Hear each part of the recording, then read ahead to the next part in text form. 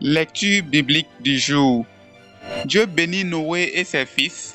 Il leur dit, soyez féconds, multipliez et remplissez la terre. Vous serez un sujet de crainte et d'effroi pour tout animal de la terre, pour tout oiseau du ciel, pour tout ce qui se meut sur la terre et pour tous les poissons de la mer. Ils sont livrés entre vos mains. Tout ce qui se meut et qui a vie vous servira de nourriture. Je vous donne tout cela comme l'herbe verte. Seulement, vous ne mangerez point de la chair avec son âme, avec son sang. Sachez-le aussi, je redemanderai le sang de vos âmes.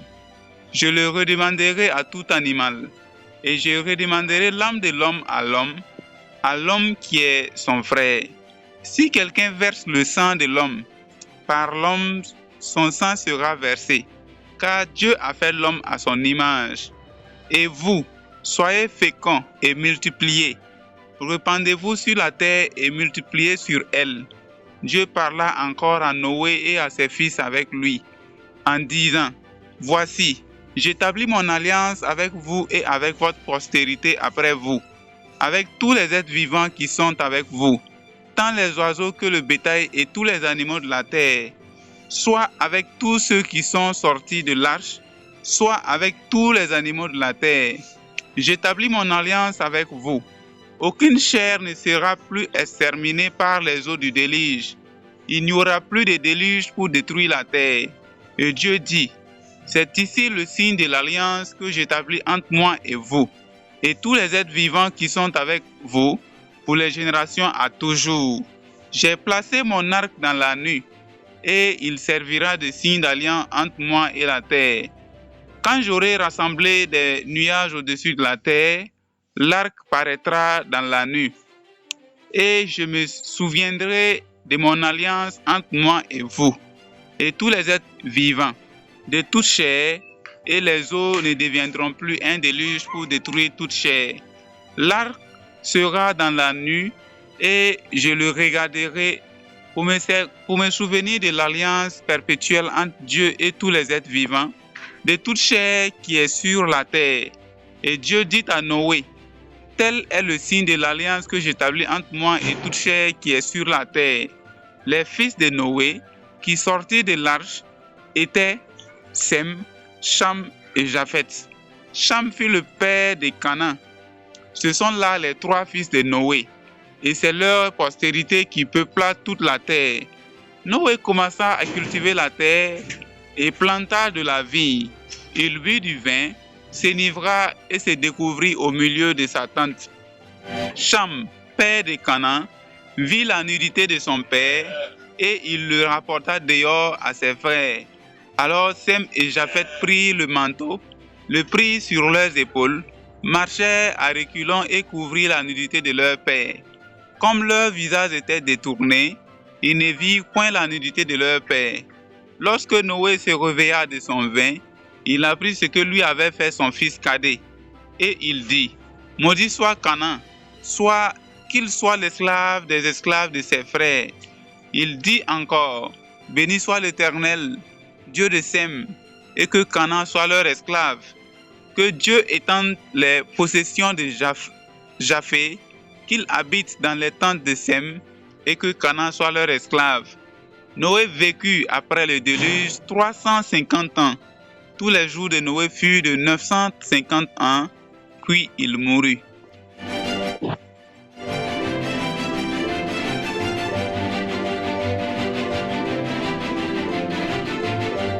Matthieu chapitre 8. Lorsque Jésus fut descendu de la montagne, une grande foule le suivit. Et voici, un lépreux s'étant approché se prosterna devant lui et dit, Seigneur, si tu le veux, tu peux me rendre pur.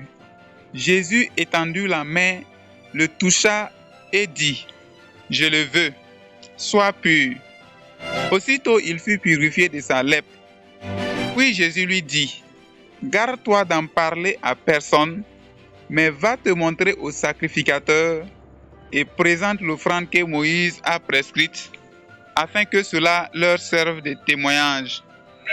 Comme Jésus entrait dans Capernaum, Un centenier l'aborda, le priant et disant, « Seigneur, mon serviteur est couché à la maison, atteint de paralysie et souffrant beaucoup. » Jésus lui dit, « J'irai et je le guérirai. » Le centenier répondit, « Seigneur, je ne suis pas digne que tu entres sous mon toit, mais dis seulement un mot et mon serviteur sera guéri. Car moi qui suis soumis à des supérieurs, j'ai des soldats sous mes ordres, et je dis à l'un, va, et il va, à l'autre, viens, et il vient, et à mon serviteur, fais cela, et il le fait. » Après l'avoir entendu, Jésus fut dans l'étonnement et dit à ceux qui le suivaient, « Je vous le dis en vérité, même en Israël, je n'ai pas trouvé une aussi grande foi. Or, je vous déclare que plusieurs viendront de l'Orient et de l'Occident et seront à table avec Abraham, Isaac et Jacob dans le royaume des cieux. Mais les fils du royaume seront jetés dans les ténèbres du dehors, où il y aura des pleurs et des grincements de dents. » Puis Jésus dit au centenier, « Va, qu'il te soit fait selon ta foi. » Et à l'heure même, le serviteur fut guéri. Jésus se rendit ensuite à la maison de Pierre, dont il vit la belle-mère couchée et ayant la fièvre. Il toucha sa main et la fièvre la quitta. Puis elle se leva et le servit. Le soir, on amena auprès de Jésus plusieurs démoniaques. Il chassa les esprits par sa parole et il guérit tous les malades, afin que s'accomplisse ce qui avait été annoncé par Ésaïe, le prophète. Il a pris nos infirmités et il s'est chargé de nos maladies. Jésus, voyant une grande foule autour de lui, donna l'ordre de passer à l'autre bord. Un scribe s'approcha et lui dit, « Maître, je te suivrai partout où tu iras. » Jésus lui répondit, « Les renards ont des tanières et les oiseaux du ciel ont des nids, mais le Fils de l'homme n'a pas où reposer sa tête. » Un autre d'entre les disciples lui dit, « Seigneur, permets-moi d'aller d'abord ensevelir mon Père. » Mais Jésus lui répondit, « Suis-moi et laisse les morts ensevelir leurs morts. » Il monta dans la barque et ses disciples le suivirent. Et voici, il s'éleva sur la mer une si grande tempête que la barque était couverte par les flots. Et lui, il dormait. Les disciples s'étant approchés le réveillèrent et dirent, « Seigneur, sauve-nous, nous périssons. » Il leur dit, « Pourquoi avez-vous peur, gens de peu de foi ?»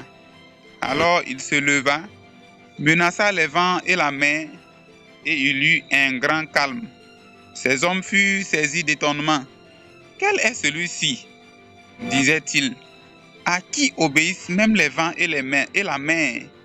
Lorsqu'il fut à l'autre bord, dans le pays des Gadaréniens, 2 démoniaques, sortant des sépulcres, vinrent au-devant de lui. Ils étaient si furieux que personne n'osait passer par là. Et voici, ils s'écrièrent, « Qu'y a-t-il entre nous et toi, Fils de Dieu? Es-tu venu ici pour nous tourmenter avant le temps? » Il y avait loin d'eux un grand troupeau de pourceaux qui passait.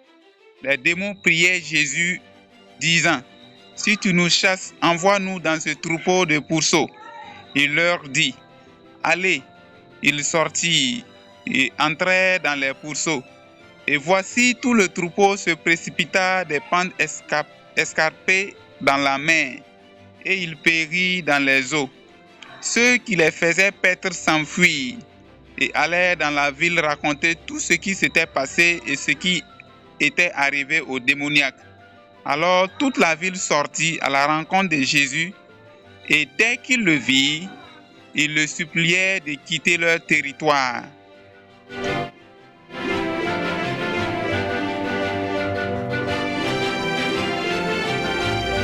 Nous sommes au terme de notre lecture biblique du jour. Nous vous disons merci pour votre écoute. Nous vous invitons à vous abonner à notre chaîne pour profiter des prochaines lectures bibliques. Et rendez-vous est pris demain pour une prochaine lecture. Que le Seigneur Jésus-Christ vous bénisse abondamment.